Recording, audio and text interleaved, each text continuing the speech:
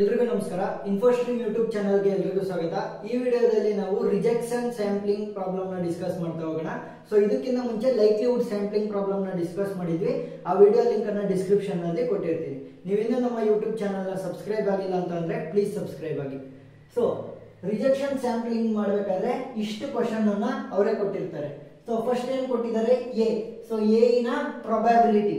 So A event ಆಗುವಂತ ಪ್ರೊಬ್ಯಾಬಿಲಿಟಿನ plus ಅಲ್ಲಿ, ಆಗದೇ ಇರುವಂತಹ ಪ್ರೊಬ್ಯಾಬಿಲಿಟಿನ ನೆಗೇಷನ್. ಸೊ ಇದನ್ನ ಮೈನಸ್ ಅಲ್ಲಾದ್ರೂ ಕೊಡಬಹುದು ಅಥವಾ ನೆಗೇಷನ್ ಅಲ್ಲಾದ್ರೂ ಕೊಡಬಹುದು. ಈ ಸಿಂಬಲ್ ಏನು? ನೆಗೇಷನ್. ನೆಗೇಷನ್ ಅಂದ್ರೆ ಆಗದೇ ಇರುವಂತದ್ದು ಅಥವಾ ನೆಗೆಟಿವ್. ಸೊ ಆಗುವಂತ ಪ್ರೊಬ್ಯಾಬಿಲಿಟಿ 1/5, ಆಗದೇ ಇರುವಂತ ಪ್ರೊಬ್ಯಾಬಿಲಿಟಿ 4/5, ಆ ರೀತಿ. ಸೊ ಇವಾಗ ನೋಡಿ, ಇಲ್ಲಿ ಏನ್ ಕೊಟ್ಟಿದ್ದಾರೆ? ಒಂದು ಟ್ರೀನ ಕೊಟ್ಟಿದ್ದಾರೆ. ಸೊ ಟ್ರೀ ಅಥವಾ ಗ್ರಾಫ್ ಅಂತ ಅನ್ಕೊಳ್ಳಿ. ಬೇಸಲ್ ನೆಟ್ವರ್ಕ್ ಅಂತಾನೂ ಕೂಡ ಕರೀತಾರೆ, ಬೇಸಲ್ ನೆಟ್ವರ್ಕ್. ಸೊ ಇವಾಗ ಬೇಸಲ್ ನೆಟ್ವರ್ಕ್ ನ ಕೊಟ್ಟಿದ್ದಾರೆ, ಅಥವಾ ನೀವು ಮಾಮೂಲಿ ಸಿಂಪಲ್ ಆಗಿ ಒಂದು ಗ್ರಾಫ್ ಅಂತ ಅನ್ಕೊಳ್ಳಿ. ಸೊ ಗ್ರಾಫ್ ಅಲ್ಲಿ ಸ್ಟಾರ್ಟಿಂಗ್ ನೋಡಿ ಎ.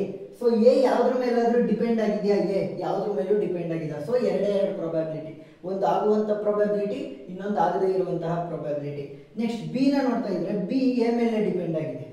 ಬಿ ಎ ಮೇಲೆ. ಸೊ ಎ ಇಂದನೇ ಬಿ ಬರ್ತಾ ಇರೋದ್ರಿಂದ ಬಿ ಎ ಮೇಲೆ ಡಿಪೆಂಡ್ ಆಗಿದೆ. ಸೊ ಇವಾಗ ಏನ್ ಮಾಡ್ತೀವಿ? ಕಂಡೀಷನಲ್ ಪ್ರೊಬ್ಯಾಬಿಲಿಟಿನ ಯೂಸ್ ಮಾಡ್ತೀವಿ. ನೋಡಿ, ಕಂಡೀಷನಲ್ ಪ್ರೊಬ್ಯಾಬಿಲಿಟಿ.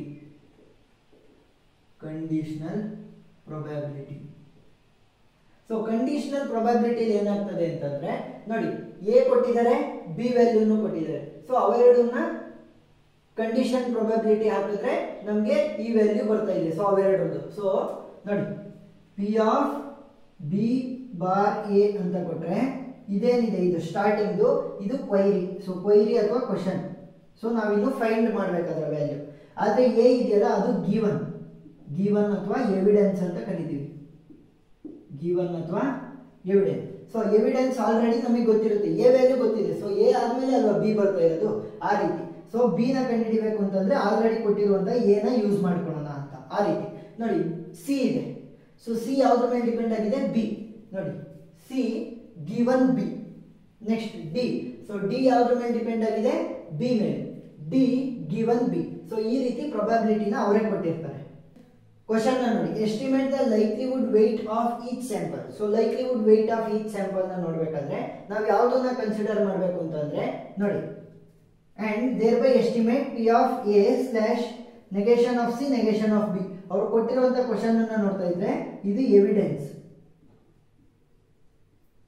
ಇದೇನಿದು ಕ್ವೈರಿ. ಕ್ವೈರಿ ಅಥವಾ ಕ್ವಶನ್. ನೋಡಿ, ಸಿ ಗಿವನ್ ಬಿ.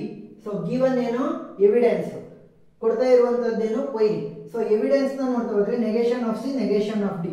ಸೊ ನಮಗೆ ಕೊಟ್ಟಿರುವಂತಹ ಸ್ಯಾಂಪಲ್ ಸ್ಪೇಸ್ ಅಥವಾ ಸ್ಯಾಂಪಲ್ ಗಳಲ್ಲಿ ಎಲ್ಲಿ evidence negation of C negation of D ಇದೆ, ಆ ಕಂಡೀಷನ್ಸ್ ನ ಮಾತ್ರ ಅಥವಾ ಆ ಸ್ಯಾಂಪಲ್ಸ್ ಗಳನ್ನ ಮಾತ್ರ ನಾವು ಕನ್ಸಿಡರ್ ಮಾಡಬೇಕು. ಸೊ ನೆಗೇಷನ್ ಆಫ್ ಸಿ ಇಲ್ಲ, ನೆಗೇಷನ್ ಆಫ್ ಡಿ ಇಲ್ಲ. ಸೊ ಇದನ್ನ ಕನ್ಸಿಡರ್ ಮಾಡಬಾರ್ದು. ನೆಕ್ಸ್ಟ್ ನೆಗೇಷನ್ ಆಫ್ ಸಿ ಇದೆ, ನೆಗೇಷನ್ ಆಫ್ ಡಿ ಇಲ್ಲ. ನೋ. ನೆಗೇಷನ್ ಆಫ್ ಸಿ ಇಲ್ಲ, ನೆಗೇಷನ್ ಆಫ್ ಡಿ ಇದೆ. So no. Negation of C negation of D ಎರಡು ಇದೆ. S.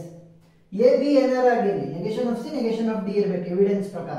Negation of C negation of D ಇದೆಯಾ? ಇಲ್ಲ. Negation of C negation of D ಇದೆ. Next negation of C ಇದೆ, negation of D ಇಲ್ಲ. Negation of C negation of D ಇದೆ. So ಯಾವ್ಯಾವುದು? S6, S8 ಮತ್ತೆ S4. ಸೊ ಇಷ್ಟನ್ನ ಮಾತ್ರ consider ಮಾಡಬೇಕು. ಸೊ ಇವಾಗ ಇವುಗಳ ವೆಯ್ಟ್ ನ ಹೇಗೆ ಕಂಡುಹಿಡಿಯೋದು ಅಂತಂದ್ರೆ, ನೋಡಿ, ನಮಗೆ ಎವಿಡೆನ್ಸ್ ಕೊಟ್ಟಿರೋದು ಕೇವಲ ನೆಗೇಷನ್ ಆಫ್ ಸಿ ಮತ್ತೆ negation of D. So first negation of C is equal to, C ಯಾವ್ದ್ರ ಮೇಲೆ ಡಿಪೆಂಡ್ ಆಗಿದೆಯಪ್ಪ? B. So negation of C ಮತ್ತೆ ನೆಗೇಷನ್ ಆಫ್ ಬಿ ಎರಡು ಕೂಡ ಕಂಡೀಷನ್ ಇರೋದನ್ನ ನೋಡಿ. Negation of C negation of B ಎಷ್ಟು? 3/5 ಪ್ಲಸ್ ನೆಕ್ಸ್ಟ್ ಯಾವುದು? Negation of D. ಇನ್ನೊಂದು ಎವಿಡೆನ್ಸ್ ಯಾವ್ದು ಇರೋದು? Negation of D. Negation of D ಅಂದ್ರೆ ಡಿ ಯಾವ್ದ್ರ ಮೇಲೆ depend? B. So negation of D ಮತ್ತೆ ಬಿ ವ್ಯಾಲ್ಯೂ ಏನಿದೆ ಇದೇ ಸ್ಯಾಂಪಲ್ ಅಲ್ಲಿ? Negation of B. So negation of D negation of B. So value ಏನು? 1/5. ಸೊ ಮಲ್ಟಿಪ್ಲೈ ಮಾಡಬೇಕು, ಪ್ಲಸ್ ಅಲ್ಲ. ನೆಕ್ಸ್ಟ್ ಇಲ್ಲಿ ಬರೋಣ. So negation of C negation of D. So negation of C, C ಯಾವ್ದ್ರ ಮೇಲೆ ಡಿಪೆಂಡ್? ಬಿ ಮೇಲೆ. So negation of C ಮತ್ತೆ negation of B ಎಷ್ಟು value? 3/5 into negation of D negation of B. ಹೇಗೆ? D ಕೂಡ B ಮೇಲೆ depend ಆಗಿರುವಂತದ್ದು. So ಎಷ್ಟಾಗುತ್ತೆ? negation of D, negation of B, 1/5. Next, ಇಲ್ಲಿ negation of C, negation of D ಇದೆ. So negation of C depend on B, so positive ಇದೆ B. Negation of C depend on B ಎಷ್ಟು 2/5 into negation of D dependent on negation of D depend on B. So negation of D depend on B ಎಷ್ಟು 1/2. So ವ್ಯಾಲ್ಯೂನ ಕಂಡುಹಿಡಿಯಿರಿ. So value ಏನಾಗುತ್ತೆ 3/25.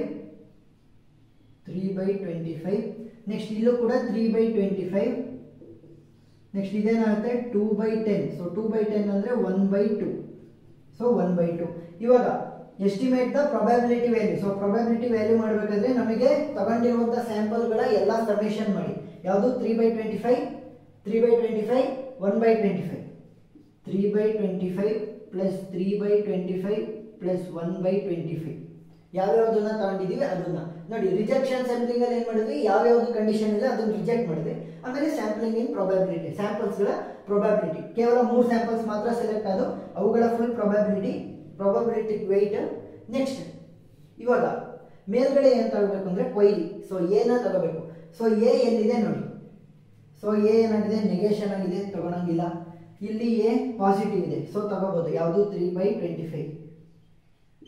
Next ಇಲ್ಲಿ A positive ಇದೆ, so ಇದನ್ನು ಕೂಡ consider ಮಾಡಬಹುದು. So ಎಷ್ಟಿದ್ರು ವೆಯ್ಟ್ 1/2. ಸೊ ವ್ಯಾಲ್ಯೂ ಏನಾಗುತ್ತೆ 3/25 which is equal to 0.12 plus 1/2 ಅಂತಂದ್ರೆ 0.5 divided by 3/25 ಅಂತಂದ್ರೆ 0.12 plus 3/25 ಅಂದ್ರೆ 0.12 plus 1/25 ಅಲ್ಲ, ಇದು 1/2 ಇದು. ಸೊ 1/2. ಸೊ 1/2 ಅಂತಂದ್ರೆ ಎಷ್ಟಾಯ್ತು 0.5. ಸೊ ವ್ಯಾಲ್ಯೂ ಏನಾಗುತ್ತೆ 0.12 plus 0.5 which is equal to 0.62 divided by 0.12 plus 0.12 plus 0.5 which is equal to 0.74. So value ಏನಾಗುತ್ತೆ 0.62 divided by 0.74 which is equal to 0.837. So probability ನಮಗೆ ಎಷ್ಟು ಬಂತು 0.837 ಅಥವಾ 0.8 ಗೆ ನಿಲ್ಲಿಸ್ಬಿಡಿ. ಸೊ 0.8. ಸೊ ಕೊಟ್ಟಿರುವಂತಹ ಸ್ಯಾಂಪಲ್ ಗೆ ಪ್ರೊಬ್ಯಾಬಿಲಿಟಿ ಎಷ್ಟು ಬಂತು 0.8. ಕೊಟ್ಟಿರುವಂತಹ ಸ್ಯಾಂಪಲ್ಗಳಲ್ಲಿ ಯಾವ ಸ್ಯಾಂಪಲ್ ನಮ್ಮ ಎವಿಡೆನ್ಸ್ ನ ರಿಕ್ವೈರ್ಮೆಂಟ್ ನ ಪರಿಪೂರ್ಣ ಮಾಡ್ತಿರ್ಲಿಲ್ಲ ಅವನ್ನ ಕ್ಯಾನ್ಸಲ್ ಔಟ್ ಮಾಡಿ ಅಂದ್ರೆ ರಿಜೆಕ್ಷನ್ ಮಾಡಿ ಯಾವ ಸ್ಯಾಂಪಲ್ ಸ್ಯಾಟಿಸ್ಫೈ ಮಾಡ್ತಿತ್ತು ಆ ಕಂಡೀಷನ್ ನ ಅದನ್ನ ಉಳಿಸ್ಕೊಂಡು ಮಾತ್ರ ಪ್ರೊಬ್ಯಾಬಿಲಿಟಿನ ಕಂಡುಹಿಡಿದಿದ್ದೀವಿ. ಸೊ ರಿಜೆಕ್ಷನ್ ಸ್ಯಾಂಪ್ಲಿಂಗ್ ಪ್ರಾಬ್ಲಮ್ ಅರ್ಥ ಆಗಿದೆ ಅಂತ ಅನ್ಕೊಂತೀನಿ. ಏನಾದರೂ ಡೌಟ್ ಇದ್ರೆ ಕಮೆಂಟ್ ಸೆಕ್ಷನ್ ಅಲ್ಲಿ ತಿಳಿಸಿ. Thank you.